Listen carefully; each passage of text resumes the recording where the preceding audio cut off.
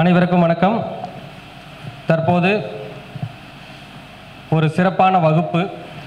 இது பார்த்தீங்கன்னா ஒவ்வொரு மனிதருக்கும் மிக முக்கியமாக தேவைப்படுகின்ற ஒரு விஷயம். நம்ம ஜோதிட சாஸ்திரத்தில் பார்த்தீங்கன்னா பஞ்சாங்கத்திலே இருக்கு லப்தை அப்படின்னு சொல்லி கேள்விப்பட்டிருப்பீங்க. லப்தை அப்படின்னா என்னங்க? நம்மளை முடக்கக்கூடிய நட்சத்திரம். எல்லோருக்குமே பார்த்தீங்கன்னா முடக்கு ராசி அப்படின்னு ஒரு ராசி இருக்கும். அதான் லப்தைன்னு சொல்கிறதுங்க. அதை முடக்கு ராசின்னு சொல்லுவோம். அப்போ அந்த முடக்கு ராசி, முடக்கு கிரகம் அப்படிங்கிறது ஒரு தனி மனித வாழ்க்கையில் அவங்களுக்கு கிடைக்கக்கூடிய யோக பலனை தடை செஞ்சிருது. அதாவதுங்க ஒரு சில நபர்களுக்கு முழுசாகவே தடை செஞ்சிருது.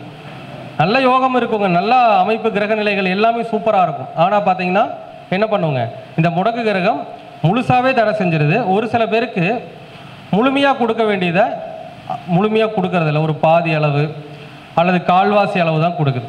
அப்போது இதற்கான பிரச்சனை என்ன? இந்த முடக்கு தோஷம் அப்படிங்கிறது எப்படி ஒரு ஜாதகத்தில் வருது? இந்த முடக்கு தோஷத்தை எப்படி கண்டுபிடிக்கிறது அப்படிங்கிறத நான் ஃபஸ்ட்டு பார்ப்போம். அடுத்து இந்த முடக்கு தோஷம் எப்படிப்பட்ட தோஷத்தை கொடுக்குது, அதுக்கு என்ன நிவர்த்திங்கிறது அடுத்து பார்ப்போம். சரிங்களா? முதல்ல முடக்கு தோஷம். இந்த முடக்கு தோஷத்தை கண்டுபிடிக்கிறது எப்படி அப்படிங்கிற சிம்பிள் தான், ஒன்றும் ரொம்ப கஷ்டமெல்லாம் இல்லை. உங்களுடைய ஜாதகத்தில் சூரியன் அப்படிங்கிறவர் ஒரு நட்சத்திரத்தில் இருப்பார் இல்லைங்களா? உதாரணமாக சூரியன் நின்ற நட்சத்திரம்.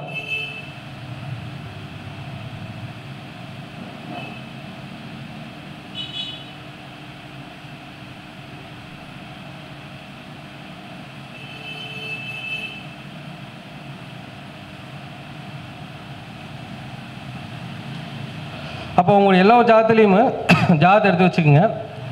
சூரியன் நிற்கக்கூடிய நட்சத்திரம் ஒன்று இருக்குமா இருக்காதுங்களா? எப்படி இருந்தாலும் மொத்தமாக இருக்கிறது 27 நட்சத்திரம் தான். இந்த 27 நட்சத்திரத்தில் ஏதாவது ஒரு நட்சத்திரத்தில் சூரியன் கண்டிப்பாக இருப்பார். அந்த சூரியன் என்ற நட்சத்திரத்தை முதல்ல எழுதி வச்சுக்கோங்க. ஜாதகத்தை எடுத்து பார்த்துக்குங்க. இப்போது மேஷம்னா அஸ்வினி, பரணி, கிருத்திகை, இதில் ஒன்று தான் சூரியன் இருப்பார். மேஷத்தில் சூரியன் இருக்காரு, அந்த 3 நட்சத்திரம் ஒன்று தான் இருப்பார். அந்த மாதிரி நீங்கள் உங்களுடைய 12 ராசிக்குள்ளே சூரியன் எந்த நட்சத்திரத்தில் இருக்கார் அப்படிங்கிறத எழுதி வச்சுக்கோங்க. சொல்கிறேங்க, எல்லாரும் எழுதி வச்சுக்கோங்க. ஈஸியாக கண்டுபிடிக்கிற மெத்தட் சொல்கிறேன். அந்த நட்சத்திரத்தை எழுதி வச்சுக்கோங்க. அந்த நட்சத்திரத்தை 1ன்னு போட்டுக்குங்க. அந்த நட்சத்திரத்தை 1ன்னு போட்டுக்க. அஸ்வினினா அஸ்வினி 1ன்னு போட்டுக்குங்க. எது நிற்கிதோ, ஒரு பரணியில் இருந்தால் பரணி 1, இல்லை அடுத்து மூலத்தில் இருந்தால் மூலம் 1, அந்த நட்சத்திரத்தை 1ன்னு போட்டுக்குங்க. இப்போ உதாரணமாக நான் ஒரு நட்சத்திரம் சொல்கிறேன், நீங்கள் எல்லாருக்கும் எழுதி வச்சுருப்பீங்க. உதாரணமாக ஒரு நட்சத்திரம் சொல்கிறேன்.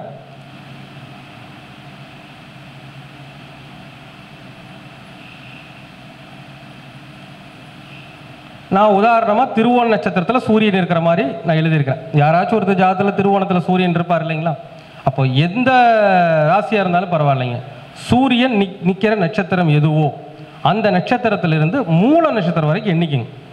எண்ணி ஒரு தொகை வரும்ல. இப்போ நான் திருவோணம்னு போட்டேன், திருவோணத்துலேருந்து மூலம் வரைக்கும் என்ன வரும்?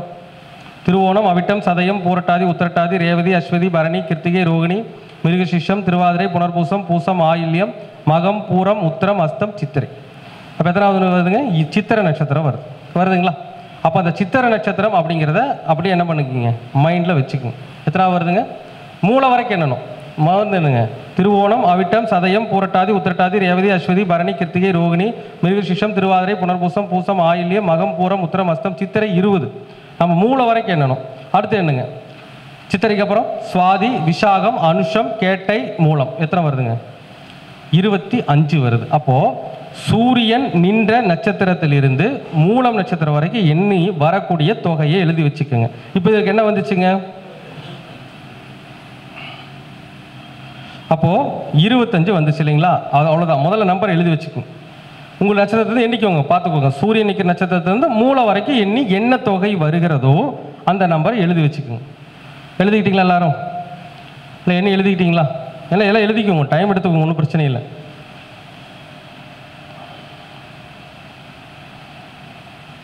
ஜாதகத்தில் சூரியன் எந்த நட்சத்திரத்தில் இருக்காரோ அந்த நட்சத்திரத்திலிருந்து மூலம் வரைக்கும் எண்ணிக்கிங்க. நான் இப்போ உதாரணமாக திருவோணம் போட்டோம். திருவோணத்துக்கு 25வது நட்சத்திரம் என்ன வருதுங்க? மூல நட்சத்திரம் எத்தனாவதாக வருதுங்க? 25வது நட்சத்திரமாக வருது. அந்த மாதிரி நீங்கள் எழுதி வச்சுட்டிங்களா? ஓகே. இப்போ அந்த 25 அப்படியே கையில் வச்சுக்கோங்க. மறுபடியும் பூராடத்திலிருந்து இந்த 25 வரைக்கும் எண்ணுங்க. இந்த 25 நம்பர் வந்துச்சு இல்லைங்களா? அதை பூராடத்திலிருந்து எண்ணுங்க. பூராடம், உத்திராடம், திருவோணம், அவிட்டம், சதயம், பூரட்டாதி, உத்திரட்டாதி, ரேவதி, அஸ்வதி, பரணி, கிருத்திகை, ரோகிணி, மிருகசீஷம், திருவாதிரை, புனர்பூசம், பூசம், ஆயில்யம், மகம், பூரம், உத்திரம், அஸ்தம், சித்திரை, சுவாதி, விசாகம், அனுஷம். என்ன வருதுங்க? அனுஷம் வருது. அப்போ அவருடைய ஜாதகத்துல அந்த நட்சத்திரம் தான் முடக்கு நட்சத்திரம்.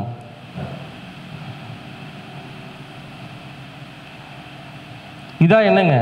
முடக்கு நட்சத்திரம். அப்போ முடக்கு நட்சத்திரம் எந்த ராசிக்குள்ள வருது?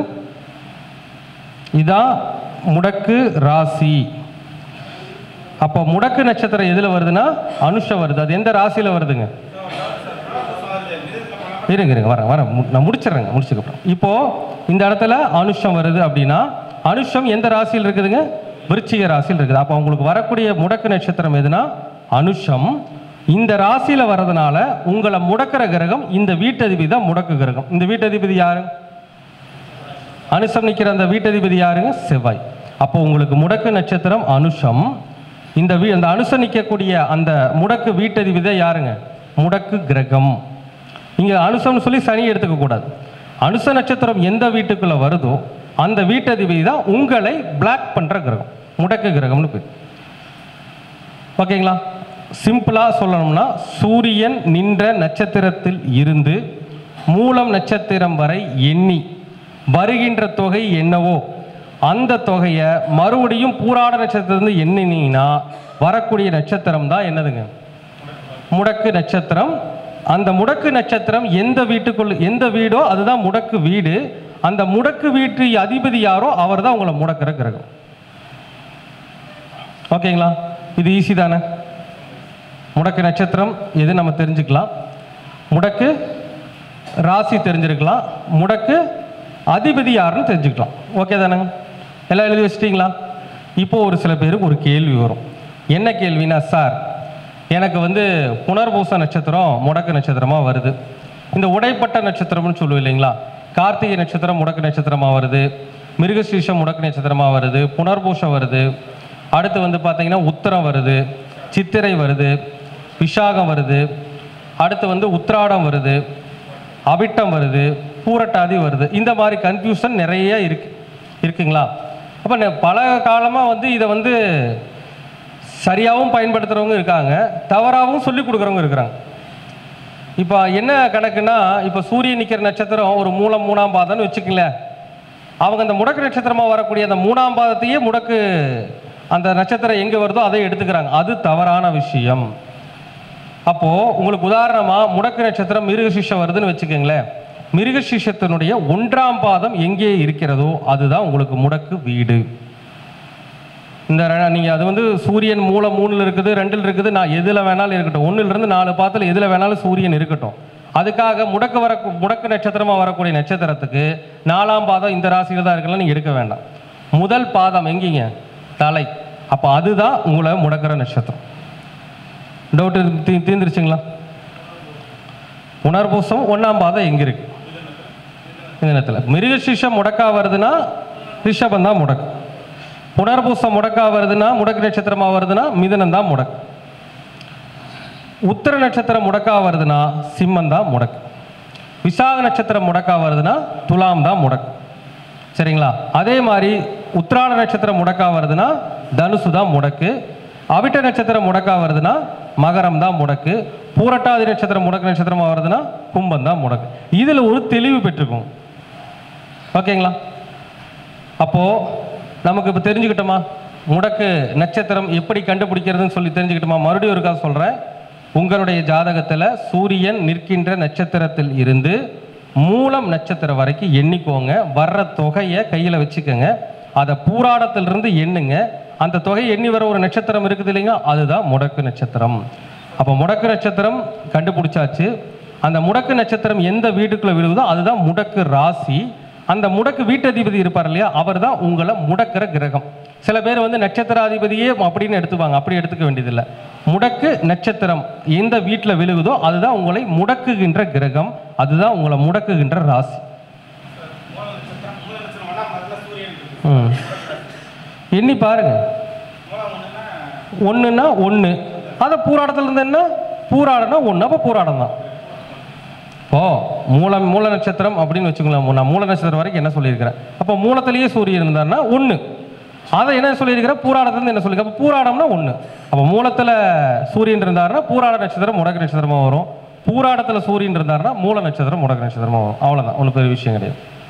சரிங்களா?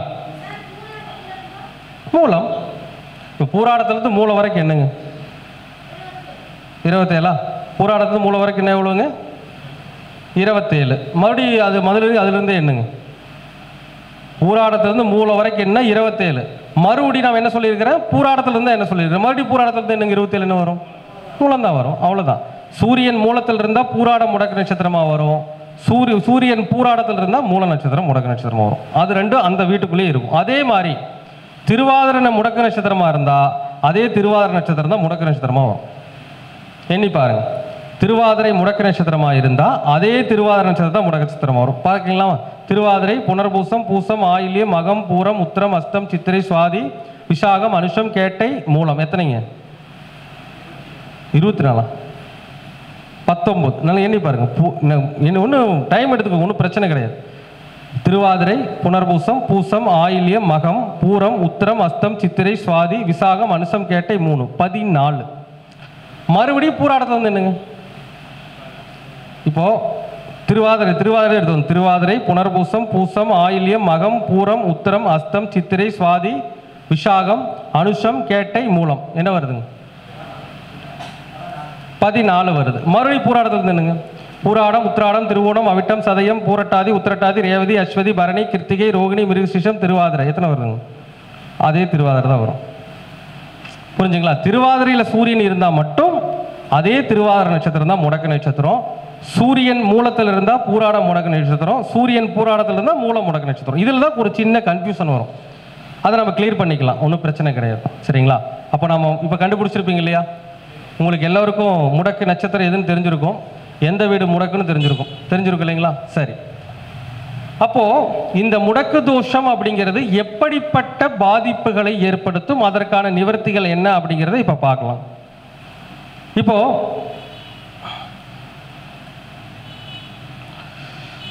ஒரு ஜாதகர் ஒரு லக்னம் ஒன்று போடுறங்க.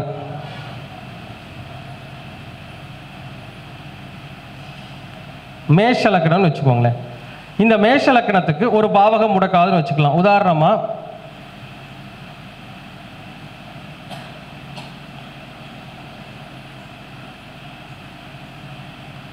சூரியன் பூச நட்சத்திரத்தில் இருக்காருன்னு வச்சுக்கோங்க. அப்போ சூரியன் பூச நட்சத்திரத்தில் இருக்கிறாருன்னா எந்த நட்சத்திரம் முடக்கு நட்சத்திரமாக வருதுன்னு நம்ம கண்டுபிடிக்கலாங்களா? அப்போ மறுபடியும் இந்த பூசத்திலிருந்து மூலம் வரைக்கும் என்னங்க? பூசம், ஆயில்யம், மகம், பூரம், உத்திரம், அஸ்தம், சித்திரை, சுவாதி, விசாகம், அனுஷம், கேட்டை, மூலம். எத்தனை வருதுங்க? 12. அந்த பூராடத்திலிருந்து மறுபடியும் 12 என்னங்க? பூராடம், உத்திராடம், திருவோணம், அவிட்டம், சதயம், பூரட்டாதி, உத்திரட்டாதி, ரேவதி, அஸ்வதி, பரணி, கிருத்திகை, ரோகிணி. ரோகிணி நட்சத்திரம் எங்க இருக்கு? இதில் தான் வருது இல்லையா? அப்போ உங்களுக்கு முடக்கு நட்சத்திரம் எது? ரோகிணி. அப்போ முடக்கு வீடு எது? ரிஷபம். லக்கணத்துக்கு எத்தனாவது வீடு? 2வது வீடு. லக்கணத்துக்கு எத்தனாவது வீடுங்க? 2வது வீடு தான் முடக்கு வீடு. அப்போ அந்த முடக்கு கொடுக்க விஷயத்தை கொடுக்கிற கிரகம் யாருன்னா இந்த வீட்டு அதிபதி. முடக்கு கிரகம் யாருங்க? அப்போ சுக்கிரன். அப்போ முடக்கு நட்சத்திரம் பூசம், ரோகிணி. முடக்கு ராசி ரிஷபம். அந்த முடக்கு வீட்டு கிரகம் யாருன்னா சுக்கிரன். அப்ப இந்த ஜாதகர்களுக்கு இந்த முடக்கு தோஷம் எப்போதெல்லாம் வேலை செய்யும் கண்டுபிடிச்சிட்டோம். முடக்கு நட்சத்திரம் ரோகிணி, முடக்கு ராசி ரிஷபம், முடக்கு கிரகம் சுக்கிரன் கண்டுபிடிச்சிட்டோன்னு வச்சுக்கோங்களேன். இது எப்போ வேலை செய்யும்? அப்போ என்ன எப்பவுமே முடக்கு வேலை செஞ்சுட்டு இருக்குமானா அப்படி கிடையாது.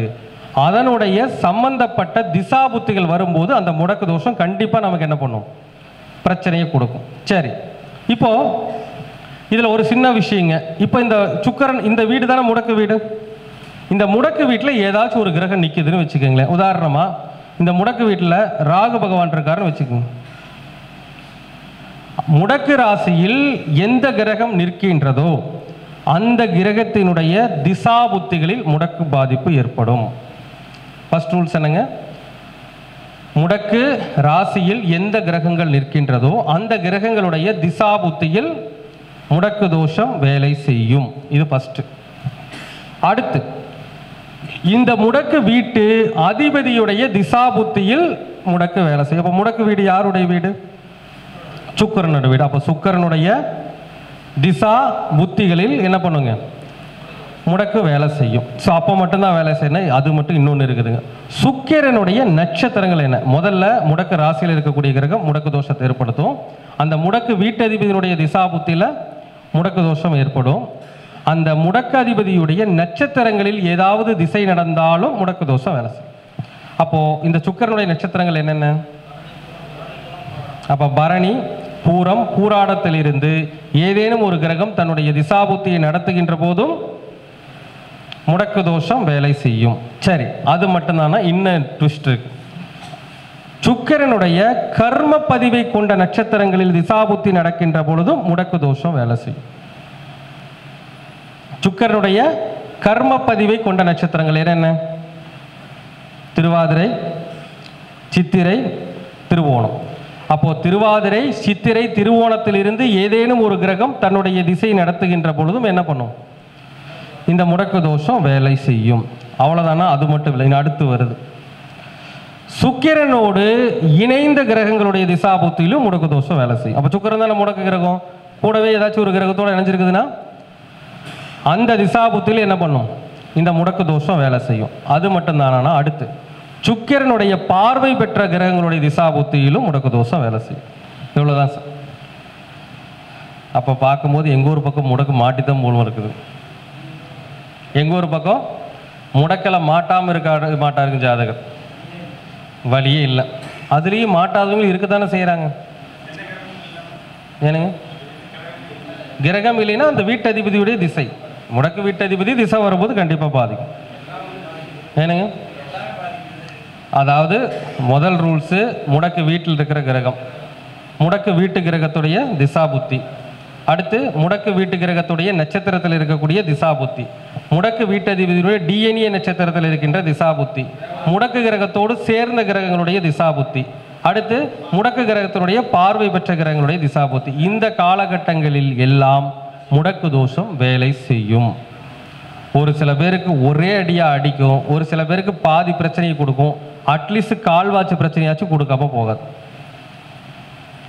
இதில் புண்ணியம் யாருக்கு அப்படின்னா, இப்போது தெரிஞ்சோ தெரியாமலோ முடக்கு சம்பந்தப்படாத, திதிசூன்யம் அவயோகி சம்பந்தப்படாத, யோகியாக அமையப்பெற்ற அந்த கிரகத்தினுடைய வேலையை செய்பவர்கள், புரியுதுங்களா? இப்போ யோகியுடைய அந்த யோகி கிரகம்னு ஒன்று இருக்கும் இல்லைங்களா, அந்த கிரகத்தினுடைய வேலையை செய்கிறவங்க, அந்த கிரகம் இந்த மாதிரி முடக்கு அவயோகி சம்பந்தப்படாமல் இருந்தால் அவங்களுக்கு பெருசாக ஒன்றும் பாதிக்காது. அதே மாதிரி கர்ணநாதனுடைய தொழில் வேலையை செய்பவர்கள், அதாவது முடக்கு சம்பந்தப்படாத என்னங்க தொழில் வேலையை செய்பவர்கள், ஒன்றும் இல்லைங்க சார். இப்போது இந்த லக்கணத்துக்கு எதுன்னு பார்த்தோம்? ரிஷபம் முடக்குன்னு பார்த்தோம். இப்போது சிம்பிளாக சொன்னோம்னா ஒரு ஜாதகத்துக்கு 5ஆம் அதிபதி யாருங்க இந்த லக்கணத்துக்கு? இந்த லக்கணத்துக்கு 5ஆம் அதிபதி யாரு? சூரியன். சூரியன் எங்கே இருக்காரு? 4ல் இருக்கிறார். இப்போ உதாரணமாக சுக்கிரன், இந்த வீட்டு அதிபதி சுக்கிரன் வேற எங்கேயாச்சும் வச்சுக்கலாம். சுக்கிரன் 12ஆம் வீட்டில் இருக்கிறாருன்னு வச்சுக்கோங்க. எப்படிங்க? சுக்கிரன் 12ஆம் வீட்டில் இருக்கிறாருன்னு வச்சுக்கோங்க. அப்போ சுக்கிரன் 12ஆம் வீட்டில் இருக்கிறாரு, முடக்கு கிரகம் தான் சுக்கிரன், அவர் 12ஆம் வீட்டில் இருக்கிறாரு, அவருக்கு 5 கூடிய சூரியன் 4ல் இருக்கிறாருன்னு வச்சுக்கோங்களேன். இப்போ இந்த சூரியன் சுக்கிரனுடைய பாதிப்பில் இருக்கா? முடக்கு வீட்டில் இருக்கா? இல்லை. முடக்கு கிரகத்துடைய பார்வையில் இருக்கா?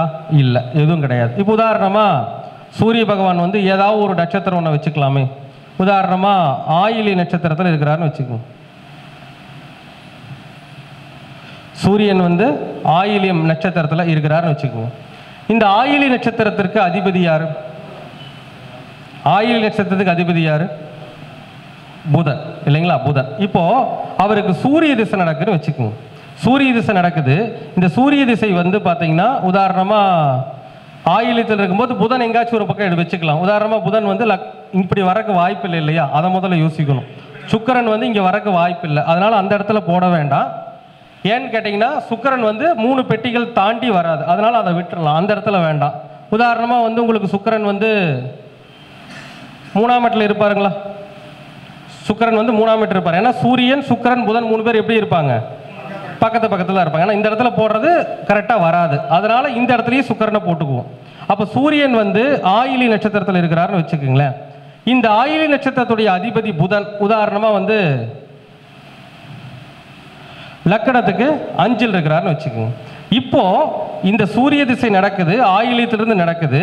ஆயிலியத்துக்கும் இந்த ஆயிலியத்துடைய புதனுக்கும் சுக்கிரனுக்கும் எங்கேயாச்சும் சம்பந்தம் இருக்கா? சூரியனுடைய திசை நடக்கும்போது எந்த கிரகம் வேலை செய்யும்? இந்த சூரியன் என்ற நட்சத்திராதிபதி தான் அந்த சூரிய திசையை இயக்குவார். ஓகேங்களா? அப்போ இந்த புதன் 5 இருக்கிறாருன்னு வச்சுக்கோங்களேன். இப்போ ஏதாவது ஒரு ரூபத்தில் முடக்கு பாதிப்பு வந்திருக்கா? செக் பண்ணுங்க. முடக்கு ராசியில் சூரியன் இருக்காரா? கிடையாது. அப்போ இந்த சூரியன் திசையை இயக்கிற புதன் வந்து முடக்கு ராசியில் இருக்காரா? இல்லை. சுக்கிரன் முடக்கு கிரகம் இவரோட சேர்ந்திருக்கா? இல்லை. முடக்கு கிரகம் அந்த பாக்குதா? இல்லை. அப்போ இந்த திசையில் அவருக்கு முடக்கு தோஷம் இருக்கா இல்லையா? நீங்களே சொல்லுங்க, முடக்கு தோஷம் இருக்கா இல்லையா? கண்டிப்பாக கிடையாது. 100% அவருக்கு முடக்கு தோஷம் கிடையாது. இப்போ ஒன்று சிம்பிளாக லாஜிக்காக சொல்கிறேன். இவருக்கு 5ஆம் அதிபதி யாருங்க? சூரியன். சூரியன்னா 5ஆம் இடம்னா என்னன்னு சொல்லுவோம்? முதல் குழந்தைன்னு சொல்லுவோம். எப்படி சொல்லுவாங்க? முதல் குழந்தைன்னு சொல்லுவோம். அப்போது அவருக்கு குழந்தை பிறக்குதுன்னு வச்சுக்கோங்களேன். அந்த குழந்தைக்கு உண்டான கிரகம் எங்கே இருக்குது? 4ஆம் இடத்துல நலமாக இருக்குது. அப்போ அந்த ஜாதகர் குழந்தை பிறந்த உடனேயுமே ஜெயிப்பார். யாருக்கு வந்து மிக முழுமையான வெற்றி, இந்த முடக்கு கிரகத்துடைய பாதிப்பே இல்லாத முழு வெற்றி கிடைக்கும்னா இந்த சூரியன் அவர்களுக்கு கர்ணநாதனாகவோ யோகியாகவோ வந்து விட்டார். இப்போ கர்ணநாதனா யாருக்கு வருவார்? எந்த கரணத்தில் பிறந்தவங்க வருவாங்க? வணிசை கரணத்தில் பிறந்தவங்க வருவாங்க இல்லைங்களா? அப்போ வணிசை கரணத்தில் பிறந்தவங்களுக்கு சூரியன் தான் யாருங்க? அதிபதி. அப்போ வணிசை கரணத்தில் பிறந்தவங்களுக்கு 5ஆம் அதிபதி தான் கர்ணநாதன். ஏதாவது ஒரு நாம யோகம் சொல்லுங்களேன். சோபன நாம யோகத்துக்கு யோகி யார்? ஹர்ஷன நாம யோகத்துக்கு யோகி யார்? சோபனத்துக்கு யாரு? ஹர்ஷனத்துக்கு யாரு? சூரியன் தான். ஒன்றும் நீங்கள் யோசிக்க வேண்டாம். சோபன நாம யோகத்துக்கும் யோகி சூரியன் தான், ஹர்ஷன நாம யோகத்துக்கு யோகியும் சூரியன் தான். அப்போ என்னன்னா அவர் வணிசை கரணத்திலோ அல்லது இந்த ஹர்ஷனம் அல்லது சோபன நாம யோகத்திலேயோ பிறந்திருந்தால் அவர்களுக்கு அதிபதியாக வரக்கூடியவர் சூரிய பகவான். நான் என்ன சொன்னேங்க? முடக்கு பாதிப்பா இல்லாமல் இருக்கிறவங்க யாரா இருப்பாங்கன்னா, முடக்கு பாதிக்கப்படாமல் உயர்ந்தவர்கள் யார் இருப்பாங்க அப்படின்னா அந்த கர்ணநாதனுடைய யோகியுடைய இயக்கத்தில் இருப்பவர்கள். அப்போ அந்த ஜாதகருக்கு குழந்தை பிறந்தோன்னையுமே அவர் வாழ்நாள் வெற்றியாளராகவே இருப்பார்.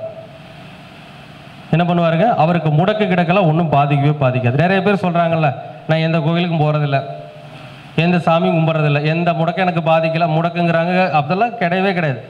அவருடைய ஜாதகத்தில் கிரகங்கள் தான் வேலை செய்யும். கிரகங்களை தாண்டி எதுவுமே கிடையாது. அப்போது அந்த முடக்கு, இப்போ உதாரணமாக சுக்கிரன் வச்சுக்கோங்களேன். இந்த சுக்கிரன் வந்து நிறையா கிரகத்தை தொடர்பு கொள்ளுது. இப்போ ராகு திசை வருது, சுக்கிர திசை வருது.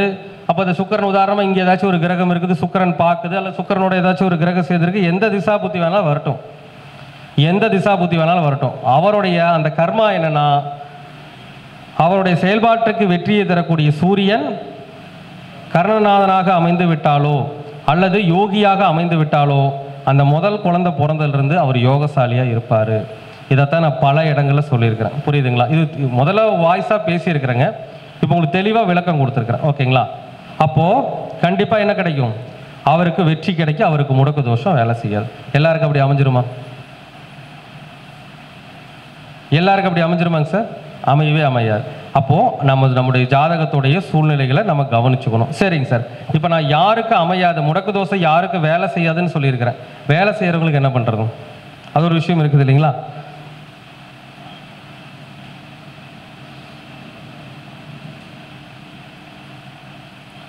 சரிங்க சார், இப்போது அவருக்கு அப்படியே வச்சுக்குவோம். சூரியன் வந்து இதே பூசத்தில் இருக்கிறாருன்னு வச்சுக்கோங்க. அவருக்கு ஒன்றும் வேண்டாங்க, ஒரு ஏதாவது ஒரு கிரகம் வச்சுக்கோங்களேன். இப்போ செவ்வாய் இங்கே இருக்காருன்னு வச்சுக்கோங்க. செவ்வாய் ரோகிணியில் இருந்தால் முழுமையாக முடக்கு நட்சத்திரமாக தான், முடக்கு ராசி தான். மொத்தத்தில் இந்த ரிஷபத்தில் செவ்வாய் இருக்கிறார். செவ்வாய் திசை வரும்போது முடக்கு தோஷம் வேலை செய்யுமா செய்யாது? சொல்லுங்க, முடக்கு தோஷம் வேலை செய்யுமா செய்யாதுங்களா? செவ்வாய் திசை வரும்போது முடக்கு தோஷம் வேலை செய்யுமா செய்யாது? முடக்கு ராசியிலே செவ்வாய் இருக்கிறார்.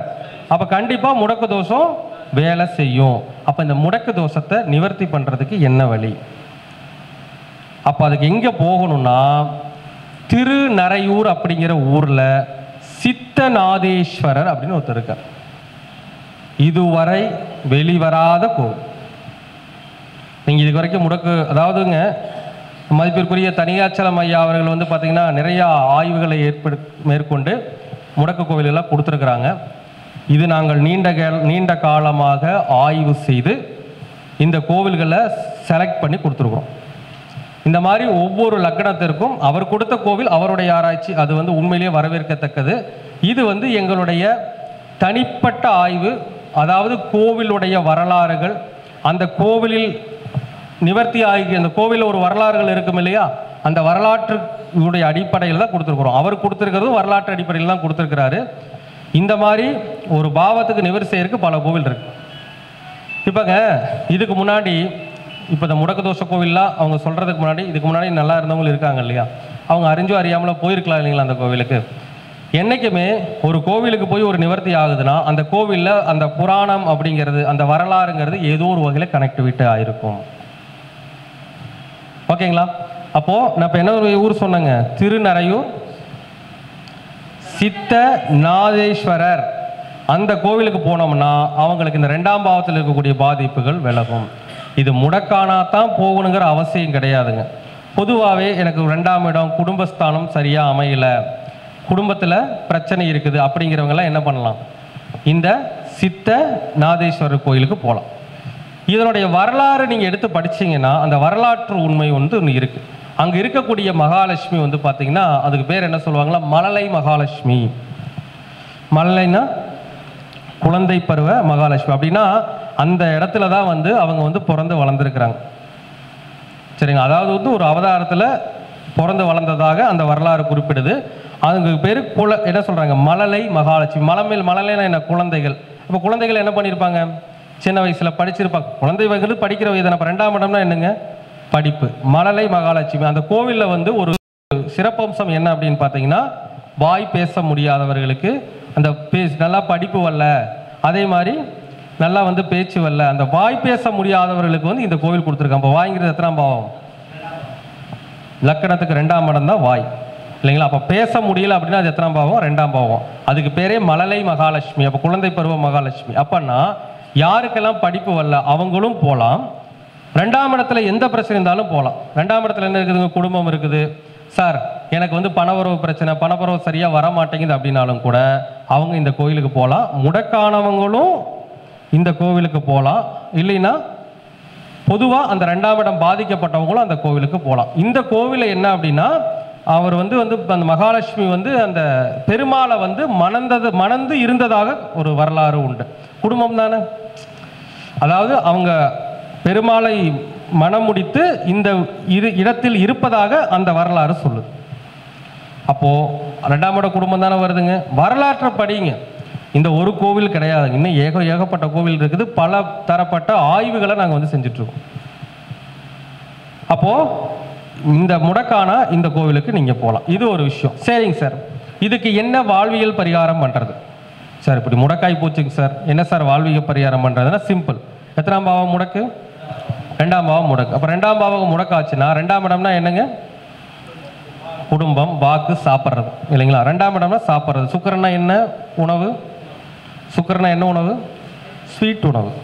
அப்போ 2ஆம் இடம் தானே முடக்கு, உங்களுக்கு 2ஆம் இடம் தானே பாதிச்சிருக்குது. எந்த ஒரு கர்மாவுமே அதற்குண்டான தர்மங்களை செய்யும் போது பலன் கிடைக்கும்.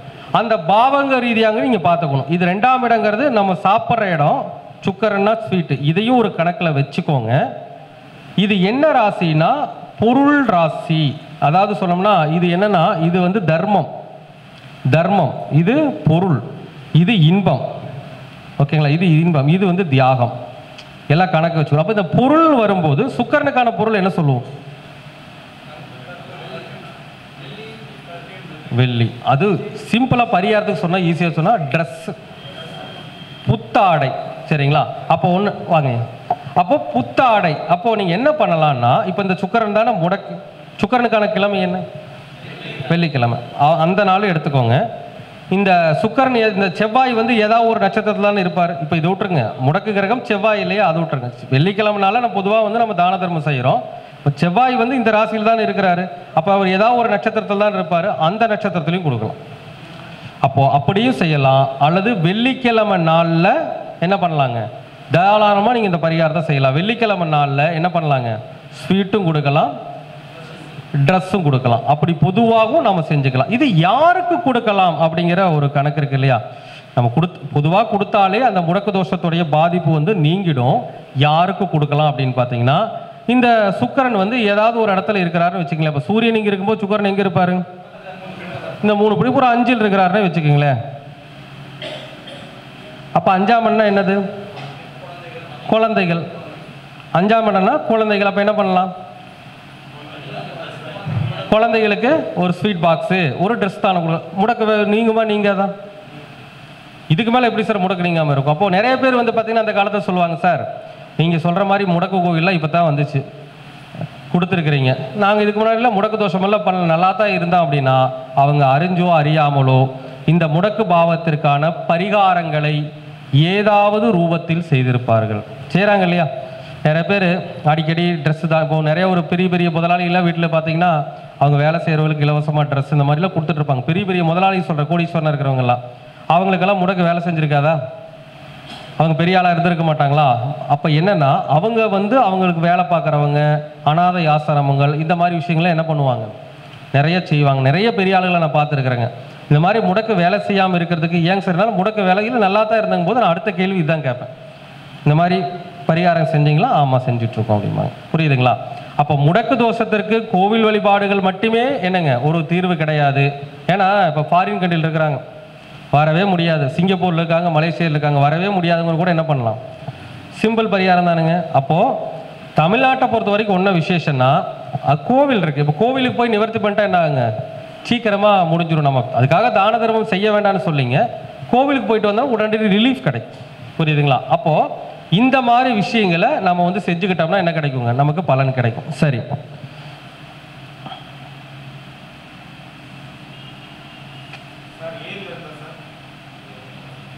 இல்லைங்க, நான் கோவில் எல்லாத்துக்கும் பரிகார கோவில் கொடுப்பேங்க. அது நம்ம கடைசியில் உங்களுக்கு வந்து நீங்கள் எல்லாருக்கும் ஒரு டேட் ஆஃப் பர்த் கொடுத்துட்டு போனீங்கன்னா உங்களுக்கு பரிகார கோவில் கொடுத்துருவோம். அது பிரச்சனை இல்லை. இப்போ அடுத்து ஒரு லக்கணம் ஒன்று எடுத்துக்கலாம். உதாரணமாக ஏதாவது ஒரு லக்கணம் எடுத்துக்கலாம். உதாரணமாக மிதுன லக்கணம் வச்சுக்கோங்க. ஒருத்தர் மிதுன லக்கணத்தில் பிறந்திருக்கிறாங்கன்னு வச்சுக்கோங்க. இந்த மிதுன லக்கணத்துக்கு உதாரணமாக வந்து சூரியன்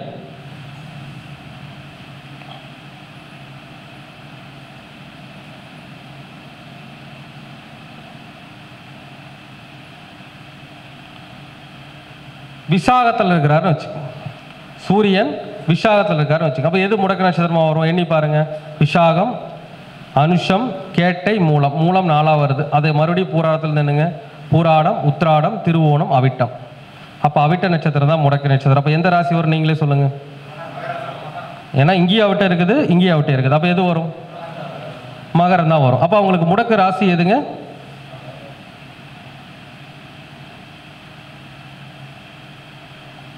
மகரம். அவிட்ட நட்சத்திரம் முடக்கு நட்சத்திரம். முடக்கு ராசி எதுங்க? மகரம். அப்போ உங்களுக்கு 8ஆம் பாவகம் முடக்காகுது.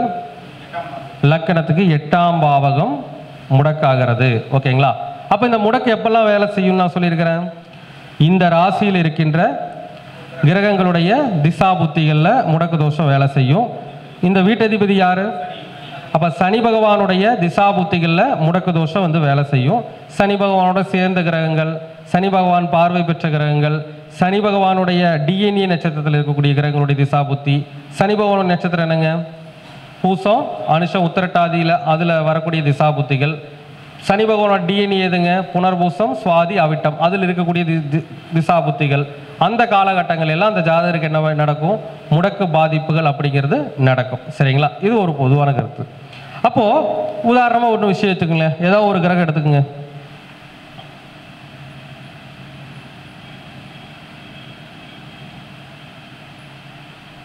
குரு திசை அனுஷ நட்சத்திரத்திலிருந்து திசை நடத்துன்னு வச்சுக்கோங்க. அப்போ குரு யாரா இயங்குவாருங்க? சனி பகவானா இயங்குவார். ஏன்னா அனுஷ நட்சத்திரம் சனி பகவான் நட்சத்திரம் தானுங்க. அப்போது குரு பகவான் வந்து யாரா இயங்குவாருங்க? சனி பகவானா இயங்குவார். இப்போ சனி பகவான் எங்கே வேணாலும் இருக்கட்டும், அதை பற்றி பிரச்சனை இல்லை. அப்போ அந்த குரு திசையில் அவங்களுக்கு முடக்கு தோஷம் வேலை செய்யுமா செய்யாதா? கண்டிப்பாக செய்யும். சனியுடைய நட்சத்திரத்தை தானே போட்டுக்கிறோம், அவர் தானே முடக்கு கிரகம். உதாரணமாக ஒன்றும் வேண்டியது இல்லைங்க. இப்போ சனி பகவான் ஏதாவது ஒரு ராசியில் இருக்கிறதா வச்சுக்குவோம். ஏதாவது ஒரு ராசி 2வது ராசியில் இருக்கிறார். அப்போ முடக்கு கிரகம் எங்கே உட்காந்துருக்குதுங்க? 2ஆம் இடத்துல உட்காந்துருக்கு. அப்போது 8ஆம் இடத்தையும் பாதிக்கும், 9ஆம் இடத்தையும் பாதிக்கும், 2ஆம் இடத்தையும் பாதிக்கும். 3மே பாதிக்குன்னு சொல்ல முடியாது, ஆனால் ஏதாச்சும் ஒன்று பாதிப்பு கொடுத்தே தீரும். அப்போ ஒன்று 8ஆம் இடம்னா என்ன சொல்லுவோம்? விபத்து, கண்டம், ஆயில் பாதிப்பு இப்படி நடக்கலாம். 8ஆம் இடத்துல தான் உயில் சொத்துக்கள் இருக்கு. உங்கள் தாத்தனுடைய சொத்துக்கள், அதாவது உயில் சொத்துக்கள், தாத்தன் பாட்டாங்கிட்ட இருந்து நமக்கு வர வேண்டிய உயில் சொத்துக்கள் இருக்குது இல்லையா, அது கிடைக்கிறதுல தடைகள் நிகழலாம். அடுத்து 9ஆம் இடம் அதிர்ஷ்டம், லக்கு. ஒரு கோவிலுக்கே போகிறோம், கோவிலுக்கே போய் பலன் கிடைக்கல. என்ன காரணம் அப்படின்னா இந்த 9ஆம் பாவகமும் 8ஆம் இடம் மட்டும் பாதிக்கப்படாதுங்க, அந்த 2 வீடுமே அந்த நல்லா பாதிக்கப்படும். அப்போ மெயினாக 8ஆம் இடம் பாதிக்கும், மெயினாக 8ஆம் இடம் பாதிக்கும், 9ஆம் இடம் ஓரளவுக்காச்சு பாதிக்கும். இது ஒன்று. அடுத்து இந்த கிரகம் எங்கே போய் அமர்கிறதோ அந்த ராசியும் பாதிப்படையும். இது எங்கே உட்காந்துருக்குங்க? குடும்பஸ்தானத்தில் உட்காந்துருக்கு, குடும்பஸ்தானத்தில் உட்காந்துருக்கு. அடுத்து வருமானத்தை ஈட்டக்கூடிய ஸ்தானத்தில் உட்காந்துருக்கு. அப்போ உங்களுக்கு என்ன பிரச்சனை வரும்? குடும்ப ரீதியான பாதிப்புகளும் வருமான ரீதியான பாதிப்புகளும் அந்த ஜாதகருக்கு வரும். ஒரு சில பேருங்க சார், இப்போ குரு திசை நடக்குதுங்க, தொடக்க திசை குரு திசை, அப்படின்னா யாருக்கு வரும்? புனர்பூசம், விசாகம், பூரட்டாதியில் பிறந்தவங்களுக்கு தொடக்க திசை என்ன வருங்க?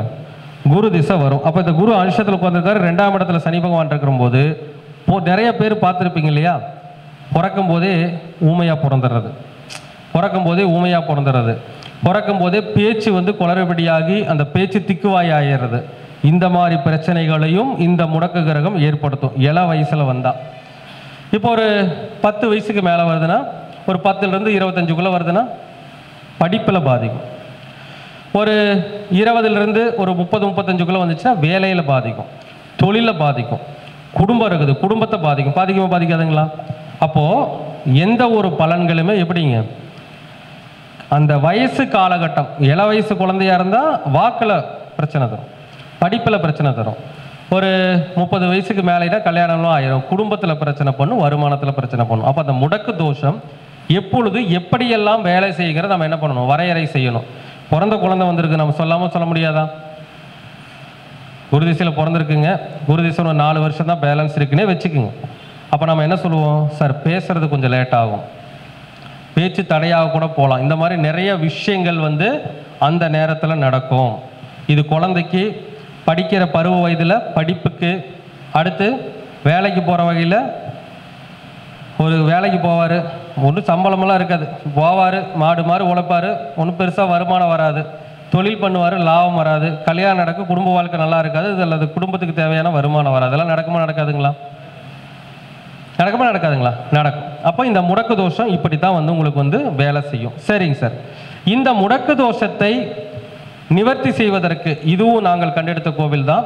தஞ்சாவூர் மாவட்டத்தில் திருநீலக்குடி, திருநீலகண்டேஸ்வரர்னு ஒருத்தர் இருக்கார். திருநீலக்குடி திருநீலகண்டேஸ்வரர் கோவில் ஒன்று இருக்கு.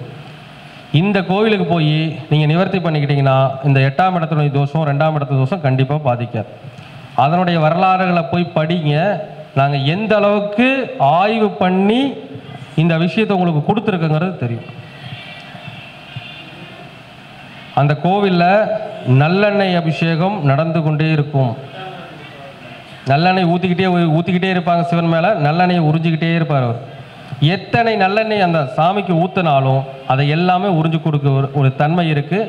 அதே மாதிரி ஒரு அவர் பேர் என்னன்னு நான் ஞாபகத்துக்கும் இல்லை, அந்த ஒரு 16 வயசில் இறந்துருவாருன்னு சொல்லுவாங்க, மார்கண்டேயன்.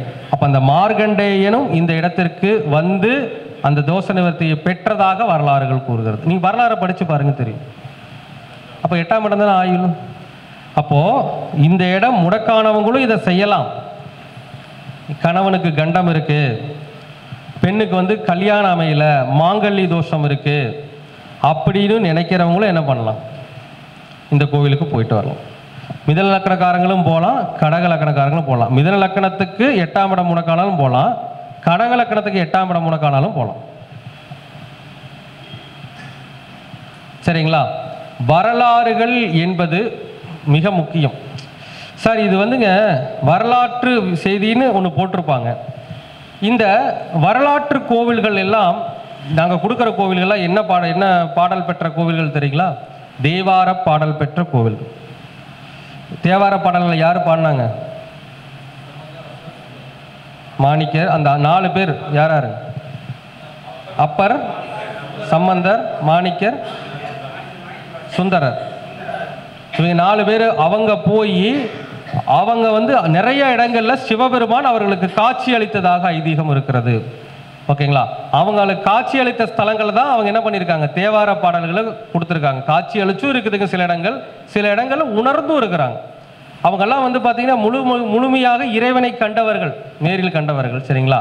அப்போது அவர்களுடைய செய்தியும் அவர்கள் சொன்ன செய்தியும் அந்த வரலாற்றில் இருக்குது. பொதுவாகவே அந்த கோவிலுக்குன்னு ஒரு வரலாறு, அந்த கோவிலுடைய வரலாற்று அடிப்படையில் தான் இந்த தோஷம் நிவர்த்தி ஆவதை சொல்கிறாங்க. சரிங்களா? அப்போ இந்த மாதிரிங்க பல கோவில்களை ஆய்வு பண்ணி வச்சுருக்கிறோம். மிக விரைவில் வந்து இதற்கான லிஸ்ட்டு நாங்கள் கொடுக்கவும் தயாராக இருக்கிறோம்.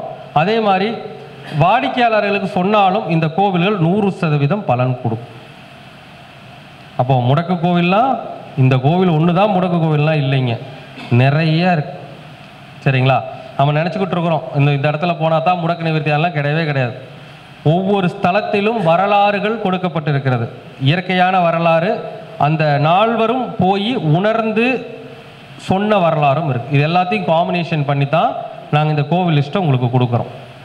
சரிங்களா? இதற்கான தனியாக முடக்கு பரிகார லிஸ்ட்டு ஒன்று தயார் பண்ணிட்டு இருக்கிறோம். மிக விரைவில் வந்து வெளியிடுவோம். இந்த கோவிலெல்லாம் வந்து பார்த்தீங்கன்னா பரிபூரணமாக உங்களுக்கு பலன் கொடுக்குற விஷயம். சரிங்களா? இது ஓகே. அடுத்துங்க, இந்த ஜாதகத்தில் முடக்கு பரிகாரத்துக்கு வாழ்வியல் பரிகாரம் என்ன பண்ணுறது? முடக்கு பரிகாரத்துக்கு வாழ்வியல் பரிகாரம் என்ன பண்ணுறது? எந்த பாவகம் முடக்காகுது?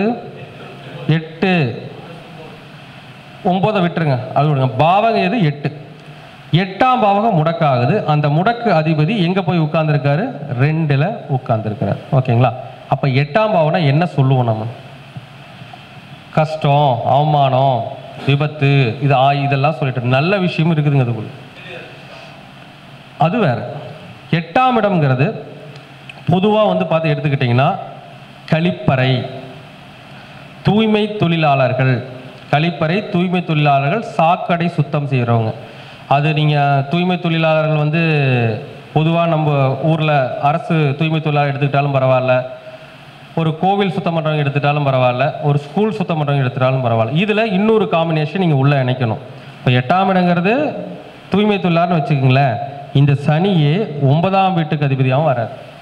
9ஆம் இடம்தான் கோவில், 9ஆம் இடம்தான் பள்ளிக்கூடம். அப்போ நம்ம என்ன பண்ணணும்னா, ஒன்று பள்ளிக்கூடத்தில் சுத்தம் பண்ணக்கூடிய தாய்மார்கள் அல்லது கோவில் சுத்தம் பண்ணக்கூடிய தாய்மார்களுக்கு உதவ வேண்டும். இது ஒரு உதவ வேண்டியது ஒரு கணக்கில் வச்சுக்கோங்க. அவங்களுக்கு ஹெல்ப் பண்ணணும். என்ன மாதிரி ஹெல்ப் பண்ணணும் அப்படின்னா, இந்த சனி போய் 2ல் இருக்கிற போது, 2னா என்னங்க? பணம் கொடுக்கலாம், சாப்பாடு கொடுக்கலாம், பணம் கொடுக்கலாம். சாப்பாடு கொடுத்து வாங்கிட்டாங்கன்னா ஓகே, பணம் கொடுத்தா கண்டிப்பாக வாங்கிக்குவாங்க. அப்போது 2ஆம் இடங்கிறது பணம், தனம். அப்படின்னா சனிக்குண்டான ஒரு தொகையை கொடுக்கும். சனி பகவானுக்கு எத்தனை நம்பரு? நம்பு ஜோதிடத்துக்குள்ள வாங்க, 6. சனி பகவான்னா 6. அப்போ நீங்கள் 60 ரூபா கொடுக்கலாம், 150 ரூபா கொடுக்கலாம், 600 கொடுக்கலாம். அப்போது அந்த தாய்மார்களுக்கு எப்போ கொடுக்கணுங்க? சனிக்கிழமை நாளில் 150 ரூபா பணமோ அல்லது 60 ரூபா பணமோ அல்லது ஒரு 600 ரூபா பணம், வசதி 6000 கூட கொடுக்கலாம், உங்கள் வசதி பொறுத்து, அது நம்ம கணக்கு இல்லை உங்களுக்கு. சரிங்களா? அப்போ இந்த பணத்தையும் கொடுக்கணும். நீங்கள் உங்களுக்கு மட்டும் பரிகாரம் பண்ணிட்டா பத்தாது. இறைவன் ஒருத்தர் இருக்கார், காலபுருஷன் ஒருத்தர் இருக்கிறார். யாரு? மேஷம், காலதேவன், காலபுருஷன். அவருக்கு சனி எங்க இருக்கிறார்? 4 தான் என்னதுங்க? ஆடை. அப்போ அந்த தாய்மார்களுக்கு நீல நிற ஆடையும், சனினா நீல நிற ஆடையும் 150 ரூபாய் பணமும் கொடுத்துட்டே வந்தீங்கன்னா இந்த முடக்கு தோஷம் நிவர்த்தி ஆகுமா ஆகாதா? ஆகும் இல்லைங்களா? அப்போ முடக்கு தோஷத்தை இப்படியும் நிவர்த்தி செய்து கொள்ள முடியும். இன்னொரு வகையில முடக்கு தோஷம் நிவர்த்தி பண்ணலாம் தெரியுங்களா? உள்ள போக போக ஜோதிடம் என்பது ஒரு கடல்கிறது உங்களுக்கு புரியும். 2ஆம் இடம்னா நான் என்ன சொல்லியிருக்கிறேன்னா தியாகத்தை செய்யக்கூடிய ராசின்னு சொல்லியிருக்கிறேன் இல்லைங்களா? அப்போ 2ஆம் இடத்தை தியாகம் செய்யணும். என்ன பண்ணலாம்? குடும்பத்துட்டு ஊர் விட்டு ஓடிடலாமா? சரி, அது சொல்கிறேன் சார், தியாகம் ஒன்று சொல்லுங்க. 2ஆம் இடத்துல குடும்பம் இருக்குது, அப்போ குடும்ப குட்டியெல்லாம் விட்டுட்டு ஓடிடலாமான்னு சில பேர் கேட்பாங்க. அப்படியெல்லாம் கிடையாது. உணவு, சனிக்கிழமை வயத்தை காய போடுங்க. சனிக்கிழமை வயத்தை காய போடுங்க. அப்படின்னா என்னதுங்க? விரதம். சனிக்கிழமை விரதம் இருக்கணும். முடிந்தால் மௌன விரதமும் இருக்கலாம். சனிக்கிழமை விரதம் இருக்கலாம், முடிந்தால் மௌன விரதம் இருக்கலாம். சனிக்கிழமை அன்னைக்கு குடும்பத்தை போய் பார்க்காதீங்க, வெளியில் வேலையை எங்கேயாச்சும் போயிடுங்க. மொத்தமாக பிரிஞ்சு போகிறதுக்கு அந்த நாளில் போயிட்டா பிரச்சனை இல்லை இல்லைங்களா? அப்போ சனிக்கிழமை அன்னைக்கு குடும்பத்தை பார்க்காதீங்க. அந்த ஒரு நாள் வேலை நிமித்தமாகவோ எங்கேயோ வெளியவோ எங்கேயோ தங்கிக்கோங்க, தப்பு கிடையாது. ஏன்னா நம்ம முடக்கு நிவர்த்தி பண்ணுறதை எந்த அளவுக்கு பண்ண முடியுமோ அந்த அளவுக்கு பண்ணினா நமக்கு பலன் கிடைக்குங்களா? அப்போ சனிக்கிழமை அன்னைக்கு வீட்டுக்கு போகாதீங்க, சனிக்கிழமை அன்னைக்கு சாப்பிடாதீங்க, சனிக்கிழமை அன்னைக்கு பேசாதீங்க. பேசாமல் இருக்க முடியாது இல்லைங்களா? ஒரு தொழில் பண்ணுற முதலாளியாக இருந்தால் வேணா சரி, வேலையாட்கள் வேலை பார்த்துக்குவாங்க, நம்ம பார்த்துக்கிறோம். ஒரு வேலைக்கு போகிறவங்க பேசாமல் இருக்க முடியுமா? நாங்களாம் ஜோதிடர்கள், நாங்கள் பேசாமல் வந்து ஜாதகம் பார்க்க வந்துட்டு பேசாமல் உட்காந்துருந்தா வேலை நடக்குமா? நடக்காது. இப்போ வேலைக்கு போகிறவங்களுக்கு, சர்வீஸ் பண்ணுறவங்களுக்கெல்லாம் என்ன ஆகாதுங்க, இது வேலை செய்யாது. ஒரு தொழில் பண்ணுறாரு அல்லது ஒரு வீட்டில் வந்து ஒரு குடும்ப பெண்மணி என்ன இருக்காங்க, ஹவுஸ் ஒய்ஃபாக இருக்கிறாங்க, அவங்க பண்ணலாம், பிரச்சனைக்கு நான் பேச மாட்டேன்னு முதலே சொல்லிடலாம். குடும்ப பெண்களுக்கு இது ஈஸி இல்லையா? குடும்பத்தில் சண்டை வர்றது நிற்குமா, நிற்காதுங்களா? அப்போ அவங்க விரதமும் இருக்கலாம், மௌன விரதம் இருக்கலாம். அவங்க வீட்டு விட்டு போக முடியாது, வேறு வழி இல்லை. அப்போது ஆண்களாக இருந்தால் இது பண்ணாமல் இருக்குது, இது விரதம் இருக்க முடியாது. சாரி, விரதம் இருக்கலாம், பேசாமல் இருக்க முடியாது. அப்போ அவங்க விரதம் இருந்துக்கிட்டு குடும்பத்தை பார்க்காம இருக்கலாம். பெண்களாக இருந்தால் விரதமும் இருந்துக்கலாம், மௌன விரதமும் இருந்துக்கலாம். ஓகேங்களா? இப்போ வேலை செய்யுமா, வேலை செய்யாதா? இப்போங்க சார், நம்ம வந்து ஜாதகம் பார்க்க வராங்க சார், உங்களுக்கு 8ஆம் அதிபதி ஒரு பெண் ஜாதகம்னு வச்சுக்கோங்களேன். 8ஆம் அதிபதி 2 உங்களுக்கு 8ஆம் அதிபதி 2 இருக்குமே, குடும்பத்தில் பிரச்சனை இருக்குமே, கடுமையாக பாதிக்கப்பட்டிருப்பீங்கன்னு சொல்லிடுவோம். இல்லைங்க சார், நல்லா தான் இருக்கிறோம் அப்படின்னா இயற்கையாகவே நம் முன்னோர்கள் எந்த விஷயத்தை கொடுத்தாலும் ஒரு நல்லதுக்காக தான் கொடுத்துட்டு போயிருப்பாங்க. நிறைய பெண்கள் சனிக்கிழமை விரதம் இருப்பாங்க, பார்த்துருக்கீங்களா? சனிக்கிழமை சாப்பிடாம விரதம் இருந்து இரவு வரைக்கும் சாப்பிட்றவங்க இருப்பாங்க, அதாவது இரவு நேரத்தில் சாப்பிட்றவங்க இருப்பாங்க. அந்த மாதிரி இருக்கிறவங்களுக்கு கூட இந்த தோஷ நிவர்த்தி ஆயிடும். அதாவது முடக்கு தோஷம்னா எல்லாருக்குமே முடக்கு தோஷம் பாதிக்க தர்றதில்லை. இயற்கையாக அவர்கள் அறிந்தோ அறியாமலோ அந்த நிவர்த்தியை செய்து கொண்டவர்கள் எப்படி இருக்கும், செய்தவர்கள் தெரிஞ்சோ தெரியாமலோ ஒரு விஷயத்தை செய்வாங்க, அவங்களுக்கு என்ன கிடைக்கும்?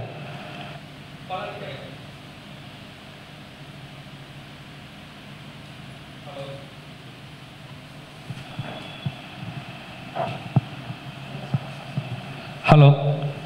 அப்போ 2ஆம் பாவம்னு சொன்னோன்னே மைக்கே, இந்த 8ஆம் பாவம் 2 இருக்க மைக்கே வந்து 2ஆம் பாவம் ஏங்க மாங்கி. சனி பகவான் சரியான ஆள் தான். அப்போ அது வேற, இன்னைக்கு சொன்னது வேற, சனி பகவானுடைய கோவில் தான் சொல்லியிருக்கிறோம், சனி பகவான் தோஷ நிவர்த்திக்கு தான். அப்போ இந்த மாதிரியும் இயற்கையாக சில விஷயங்கள் அறிந்தோ அறியாமலோ, அவங்க தெரிஞ்சு செஞ்சாங்களோ தெரியாமல் செஞ்சாங்களோ அது வேற விஷயம், அறியாமலையும் நடக்கும். அப்போது ஒரு சில பேர் வந்து பார்த்தீங்கன்னா செவ்வாய்க்கிழமைக்கு விரதம் இருப்பாங்க, பார்த்துக்கோங்க. ஒரு சில பேர் வியாழக்கிழமைக்கு விரதம் இருப்பாங்க. இந்த மாதிரிங்க சார், விரதத்திற்கு கூட ஒரு சக்தி இருக்குது. அது வந்து 2ஆம் பாவம் சம்மந்தப்பட்டிருக்கும், அவங்களுக்கு தான் அந்த பலன் கிடைக்கும். அப்போது தியாக ராசிக்குள்ளும் ஒரு பரிகாரம் உண்டு, தர்ம ராசிக்குள்ளும் ஒரு பரிகாரம் உண்டு, பொருள் ராசிக்குள்ளும் ஒரு பரிகாரம் உண்டு, மகிழ்ச்சி ராசிக்குள்ளும் ஒரு பரிகாரம் உண்டு.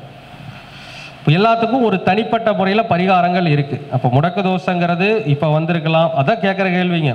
நிறைய கோடீஸ்வரர்கள் லட்சாதிபதிகள் இருக்காங்க இல்லையா, அவங்களாம் நிறைய நல்லா வாழ்ந்துக்கிட்டு தான் இருக்காங்க. அவங்களுக்கெல்லாம் முடக்கு தோஷம் பாதிக்காமல் இருக்குதுன்னா 2 விஷயந்தான். என்னங்க, அவங்க தெரிஞ்சோ தெரியாமலோ அவர்களுக்கு கரணமும் யோகமும் தெரிஞ்சோ தெரியாமல் முடக்கு பாதிப்பு இல்லாமல் இயங்கி இருக்கும், 1. 2வது, அவங்க தெரிஞ்சோ தெரியாமலோ அந்த முடக்கு பாவகத்திற்கு உண்டான வாழ்வியல் பரிகாரங்களை செய்து கொண்டிருப்பார்கள். இதுதான் உண்மை, சரிங்களா? நமக்கு என்ன ஒரு முக்கியமான விஷயம்னா, இந்த முடக்குக்கான கோவில் தமிழ்நாட்டில் இருக்கு, இல்லைங்களா? தென்னாடுடைய சிவனே போற்றி அப்படிம்பாங்க. அந்த அளவிற்கு உலகத்திலேயே எங்கும் இல்லாத அளவிற்கு தமிழ்நாட்டில் தான் அந்த பரிகார ஸ்தலங்கள் இருக்குது. அதுக்கே நாம் என்ன பண்ணிக்கலாம், பெருமை கொள்ளலாம், சரிங்களா? அந்த அளவுக்கு பலன். அது மட்டும் இல்லைங்க, இந்த தமிழ்நாட்டினுடைய கடவுள் முருகப்பெருமான் இங்கே தான் இருக்கிறார். அந்த மாதிரி முருகப்பெருமானால் தோஷ நிவர்த்தி பெற்ற ஸ்தலங்களும் இருக்கு. எல்லாம் இருக்குது. பெருமாள் கோவில்களும் இருக்குது, தோஷத்தை நிவர்த்தி செய்யக்கூடிய பெருமாள் கோவில்களும் இருக்குது, சிவன் கோவிலும் இருக்குது, முருகன் கோவிலும் இருக்குது, நிறைய இருக்குது. அம்பாள் கோவில்கள் தனித்து இருக்குது, காளி கோவில் இருக்குது, இந்த மாதிரி நிறைய விஷயங்கள் இருக்குதுங்க. அப்போ வரலாற்று அடிப்படையில் நம்ம முன்னோர்கள் நமக்கு என்ன கொடுத்துருக்குறாங்களோ அதை கரெக்டாக பார்த்து ஃபாலோ பண்ணால் நம்முடைய பிரச்சனைகள் நீங்கிடும். ஓகேங்களா? இப்போ முடக்கு தோஷத்திற்கு கோவில் பரிகாரமும் உண்டு, வாழ்வில் பரிகாரமும் உண்டு. ஐயோ எனக்கு முடக்கு தோஷம் இருக்குதே, நான் லண்டனில் இருக்கிறனே அல்லது சிங்கப்பூரில் இருக்கிறனே அல்லது மலேசியாவில் இருக்கிறனே, கவலைப்பட வேண்டாம். எந்த நாட்டில் இருப்பவர்களாக இருந்தாலும் ஒருவேளை அவர்களால் முடக்கு செய்ய முடியவில்லை என்றால், அந்த நிவர்த்தியை செய்ய முடியல, இங்கே வந்து இந்த கோவில்கள்லாம் பண்ணுறக்கு எங்களுக்கு வசதி இல்லை, எங்களால் வர முடியாதுன்னு சூழ்நிலை இருக்கிறவங்க என்ன பண்ணிக்கலாங்க, மிகச்சரியாக எந்த பாவகம் முடக்கு, அந்த பாவகாதிபதி எங்கே இருக்கிறார், அவர் வந்து இந்த பிரபஞ்ச தத்துவத்தில் இந்த ராசி தத்துவத்தில் எப்படி இருக்காருன்னு பார்த்து, அது காலபூச தத்துவப்படி எப்படி இருக்கிறாருன்னு பார்த்து கரெக்டாக செஞ்சீங்கன்னா என்ன ஆகிடும், உங்களுடைய முடக்கு தோஷம் இல்லைங்க, முடக்கெல்லாம் முடங்கி போய்விடும். சொல்ல முடக்கு தோஷத்தை நாமளே முடக்கிடலாம். சரிங்களா?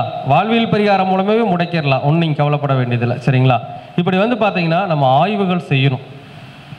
என்ன பண்ணுங்க, ஆய்வுகள் நிறைய செஞ்சீங்கன்னா பலன் வந்து கிடைக்கும். ஒரு சில பேருக்கு வந்து பார்த்தீங்கன்னா சார் முடக்கு கிரகம் இருக்கும், அந்த முடக்கு கிரகமே அவயோகியாக வந்துடும். முடக்கு கிரகமே அவயோகியாக வந்துடும், அவர் லோ டிகிரிக்கு போயிடுவார், முடக்கு தோஷம் வேலை செய்யாது. முடக்கு கிரகமே அவயோகியாக வந்து லோ டிகிரிக்கு போனாலும், முடக்கு கிரகமே அவயோகியாக வந்து ராகு கேதுக்கள் சேர்க்கை பெற்றாலும் முடக்கு தோஷம் உங்களுக்கு பெருசாக வேலை செய்யாது. நிறைய விதிகள் இருக்கு. ஏன்னா விதிகள்ங்கிறது ஒரு வரியில் சொல்லக்கூடிய விஷயங்கள் இல்லை. இப்போ வந்து பார்த்தீங்கன்னா இப்போ நாங்கள் கிளாஸ் கூட வர பிப்ரவரி மாதம் தொடங்குதுங்க, 44 தலைப்புகளில் கிளாஸ் எடுக்க போகிறோம். இந்த வகுப்புகள் எல்லாமே வந்து பார்த்தீங்கன்னா படிக்கிற ஒரு மாணவர் கூட வந்திருக்கார், அவருக்கு தெரியும். நம்முடைய வகுப்புகள் எல்லாமே வந்து சொல்லக்கூடிய கருத்துக்கள் எல்லாமே வந்து உண்மைத்தன்மை நிறைந்ததாகவும் ஆராய்ச்சி மிகுந்ததாக தான் இருக்கும். நாங்கள் வந்து ஒரு பொய்யான விஷயத்தை சொல்கிறதே கிடையாது. உண்மைத்துவம் இருக்கக்கூடிய அந்த விஷயங்களை மட்டும்தான் சொல்கிறோம், பரிகாரங்கள் சொல்கிறோம், பரிகாரங்கள் கரெக்டாக ஃபாலோ பண்ணுறாங்க, நல்ல வெற்றியும் கிடைச்சிட்ருக்கு. இப்போது நேற்று கூட ஒரு விஷயம் சொன்னாங்க, அது இப்போ கூட ரெக்கார்ட் இருக்கும், போட்டு காப்போம். சார் எனக்கு என்ன குழந்தை கிடைக்கும் அப்படின்னு ஒருத்தர் கேட்டிருந்தார். பெண் குழந்தை தான் கிடைக்கும்னு பிரசன்னத்தை வச்சு சொன்னீங்க. பெண் குழந்தை கொடுத்து அவ்வளோ சந்தோஷம். ஏன்னா அவங்க அக்காவுக்கு 2 ஆண் குழந்தையாக போச்சு, இவங்களுக்கு பிறந்தது ஃபஸ்ட்டு ஆண் குழந்தையாக போச்சு, 2வது ஆண் பெண். நீ சொன்னீங்கன்னா கரெக்டாக இருக்குமாங்க. இது வரைக்கும் 17 பேருக்கு சொன்னால் 17 பேர் கரெக்டாக இருந்துச்சு. இது வந்து என்னுடைய பெருமைக்காக இல்லைங்க. அப்புறம் அந்த நேரத்தில் கிடைக்கக்கூடிய பிரசன்ன மார்க்கத்தில் கிடைக்கக்கூடிய விஷயங்கள் தான் சொல்லியிருக்கேன். அந்த மாதிரிங்க ஜோதிட விஷயத்தில் நிறைய விஷயங்கள் இருக்குது. நான் சொல்கிறேன் இல்லைங்களா, ஏகப்பட்ட விதிகளை நீங்கள் பார்க்க வேண்டியிருக்கு. ஒரு ஜாதகத்தில் எம்டி பாக்ஸ்னு ஒன்று இருக்குது, நான் நிறைய நேரத்தில் பேசியிருக்கிறேன். எம்டி பாக்ஸ் அப்படிங்கிறது ரொம்ப ரொம்ப முக்கியம், புரியுதுங்களா?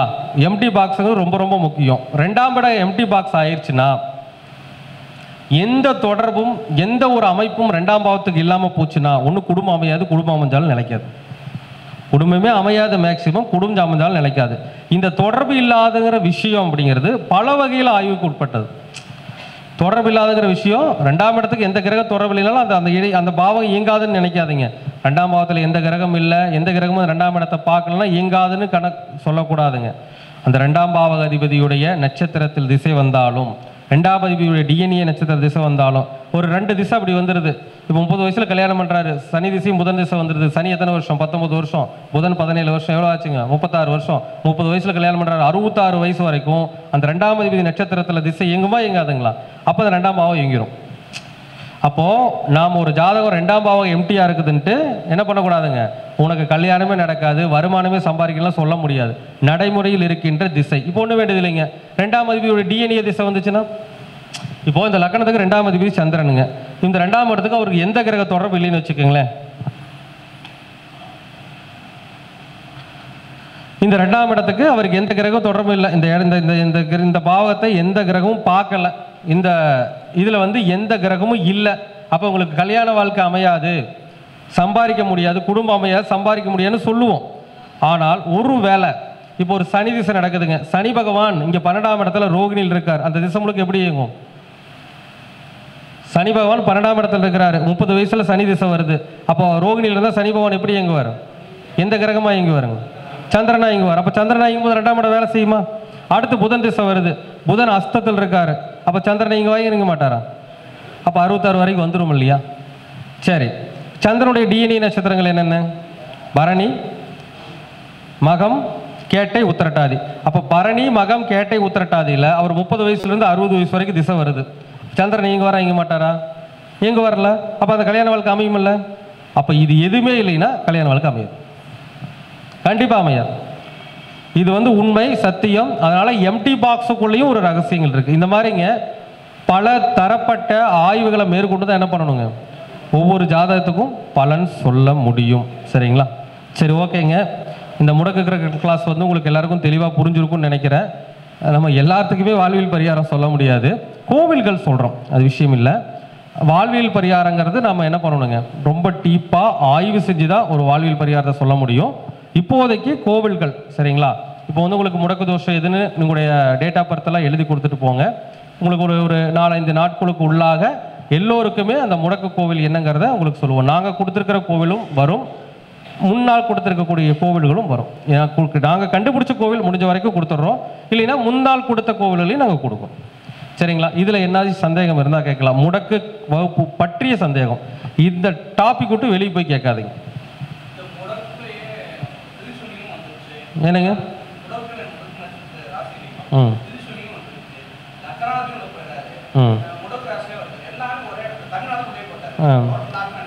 அப்போ எல்லாத்துக்கும் பரிகாரம் பண்ணித்தான் ஆகணும்.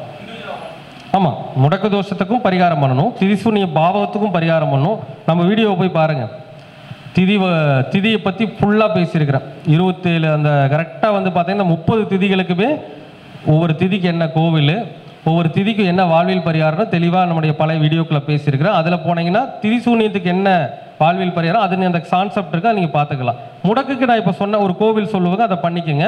வாழ்வியல் பரிகாரமும் சொல்லுவேன், அதை நீங்கள் ஃபாலோ பண்ணிக்கலாம். அது பிரச்சனை. முடக்கு கோவிலும் கண்டிப்பாக உங்களுக்கு சொல்லுவோம். உங்களுக்கு வாழ்வியல் பரிகாரம் ஆய்வு பண்ணி பண்ணணும், ஆனால் முடக்கு கோவில் சொல்லிவிடுவோம், அதை நீங்கள் பார்த்துக்குங்க. சரிங்களா?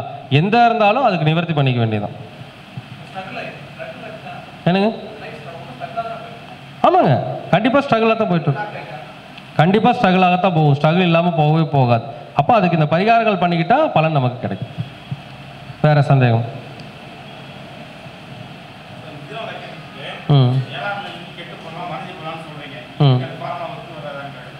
மிதுன லக்னத்துக்கு 7ஆம் இடம் முடக்காயிட்டா என்ன பண்ணுன்னு கேட்குறீங்களா? சரிங்க, நல்லது தான். ஆமாங்க, 7ஆம் அதிபதி 6ல் இருக்கிறது தப்பு இல்லை. இந்த குரு திசை வரும்போது முடக்கு வேலை செய்யும். அதுக்காக வந்து 7ஆம் அதிபதி 6ல் இருக்கிறது நல்லது தான். அப்போ அந்த முடக்கு கிரகத்துடைய திசா புத்தி வரும்போது அந்த விளைவுகளை காட்டும். சரிங்களா? கல்யாணம் பண்ணலாம் நல்லா இருப்பாருங்க, குரு திசை குரு புத்தி வரும்போது பிரச்சனை வரும் குடும்பத்தில். அதனால முடக்கு நிவர்த்தி பண்ணிக்கிறது நல்லது தான். கிரக பலத்தையும் பார்த்துக்குங்க, அந்த திசா புத்திகளை இந்த முடக்கு தோஷம் வேலை செய்ய அதுக்கான என்ன நிவர்த்தின்னு பார்த்து சரியாக ஃபாலோ பண்ணி செஞ்சுக்கணும். வேற சந்தேகங்கள் முடக்கை பற்றி? ஒன்றும் இல்லைங்களா? முடிச்சுக்கலாங்களா? சரி, சந்தோஷம். நம்முடைய வகுப்பு உங்களுக்கு எல்லாருக்கும் நல்ல வகையில் புரிஞ்சிருக்கும்னு நினைக்கிறேங்க.